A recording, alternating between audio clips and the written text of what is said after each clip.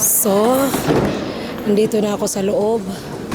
Nawala sila Marlita at saka si Febelin. Kasi nagkaroon siya ng problema. Ay, bawal yung dala-dala ni Febelin. Febelin.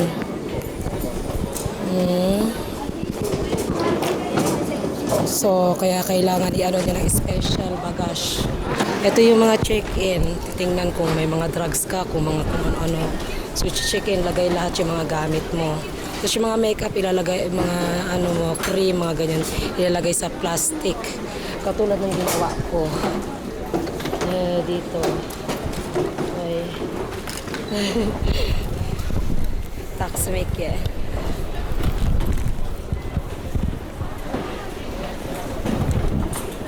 Oo.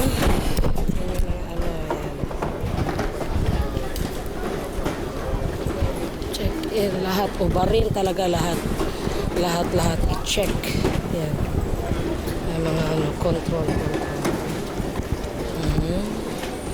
Tapos anuhin yung babae na yan, control lahat yan sila yung mag-control.